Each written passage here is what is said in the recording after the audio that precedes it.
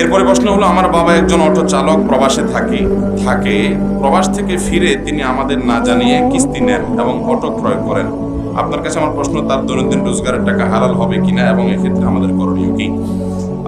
আল্লাহ মাফ করুন, সুদে কিস্তি নেওয়া বলতে সুদের কিস্তির কথা বুঝেছেন নিশ্চয়ই। সুদের লোন নিয়ে অটো কেনা বা দোকানদারি করা, বিভিন্ন কিছু করা, এটা আজকাল আমাদের দেশে একটা ব্যাপকভাবে এটা ছড়িয়ে গেছে। আমি গত পরশুদিন চট্টগ্রাম কক্সবাজারের মহেশখালীর এক মাহফিলে গেছি, একেবারে শেষ মাথায়, অনেক দুর্গম পথ। তো আমি একটা বিষয় আলোচনা করব, পরিকল্পনা নিয়ে গেছি।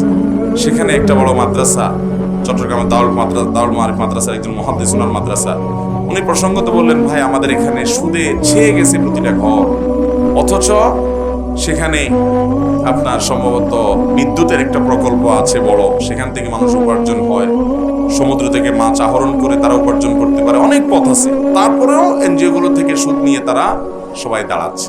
তখন আমি সুদ নিয়ে কিছু কথা বলার চেষ্টা করলাম। ভাইরা আমার, আল্লাহর জমিনে যত হারাম আছে, যত হারাম উপার্জন আছে, সুদের চাইতে ভয়াবহ কোনো হারাম উপার্জন আর আপনি 1 কেজি গরুর গোশত, 1 কেজি কুকুরের গোশত বা শুকুরের গোশত যদি রান্না করে খান, তাতে গুনাহ তো হবে নাকি? শুকুর এবং কুকুরের গোশত খাওয়া কি হালাল না হারাম? আপনি জবাই করে রান্না করে খাইলেন, গুনাহ হবে। এর কারণে আপনার আমলনামায় গুনাহ যত পরিমাণ লেখা হবে, এই গুনাহ এবং পাপের মাত্রা যতটা হবে, আপনি সুদের কারবার করে বাজার থেকে হালাল গরুর গোশত কিনে আনছেন ওই সুদের লাভ দিয়া, টাকা দিয়া। তো মনে রাখবেন, ওই কুকুরের গোশত আর শুকুরের গোশত খাইলে যে পরিমাণ গুনাহ হবে, সুদের কারবার করে ওই টাকা দিয়ে খাইলে তার চেয়ে বেশি গুনাহ হবে। কারণ অন্য কোনো গুনাহের ব্যাপারে আল্লাহ তাআলা আল্লাহ এবং তার রাসূলের সঙ্গে যুদ্ধের কথা বলেন না। এটা এত ভয়াবহ বিষয়। সুদের 70টা ভয়াবহ দিকের ভিতরে সবচেয়ে সাধারণ, এই 70টার মধ্যে সবচেয়ে সাধারণ হলো নিজের মায়ের সাথে জিনা করলে যত নোংরামি হবে, যত জঘন্য কাজ হবে, সুদের কারবারে জলের চার চেয়ে বেশি জঘন্য হবে।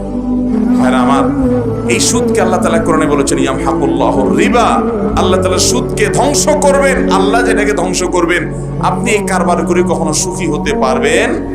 আপনি দেখবেন সুদখোররা অনেক চকচকা গায়ে নিয়ে চলে, চকচকা বাড়িতে চলে, অনেক পয়সা কড়ি কামাই করে, উপর দিয়ে অনেক ফিটফাট, দেখবেন আল্লাহর কসম ওদের ভেতরে সদরঘাট হয় আজকে আর নয় 2 দিন পরে হবে। কারণ সুদকে আল্লাহ তাআলা ধ্বংস করবেন, আল্লাহর ওয়াদা। কেন সুদ এত ভয়াবহ ভাই? কারণ সুদ পৃথিবীর মানুষকে নিষ্পেষণের পর নিয়ে কিছু মানুষকে এই সুদের কারবারের মাধ্যমে প্রতিষ্ঠিত করে। এই যে সুদের উপরে গোটা পৃথিবী দাঁড়িয়ে আছে, এখন গোটা দুনিয়ার সম্পদ দেখবেন যে অল্প কিছু মানুষের হাতে চলে যাচ্ছে। সুদের এই অর্থনীতি গরিবকে আরো গরিব করে, ধনীকে আরো ধনী করে, এবং একটা পর্যায়ে গোটা পৃথিবীর সব কিছু নিয়ন্ত্রণ একজনের কাছে যাবে, তার নাম দাজ্জাল হবে, তার পাওয়ার থাকবে অনেক বেশি। দুনিয়া সেই পরিণতির দিকে এগিয়ে যাচ্ছে। অতএব সুদের এই ভয়াবহতা সম্পর্কে আমাদের সাবধান হতে হবে। আল্লাহ আমাদেরকে বোঝার তৌফিক দান করুন। যদি আপনার বাবা তিনি সুদি লোন নিয়ে অটোরিকশা নিয়ে থাকে, আপনারা তাকে সহযোগিতা করে এবং তাকে বুঝিয়ে দ্রুততার সাথে এই কিস্তির সব টাকা একসাথে দিয়ে মুক্ত করে তারপরে আপনারা ফিরে আসতে হবে।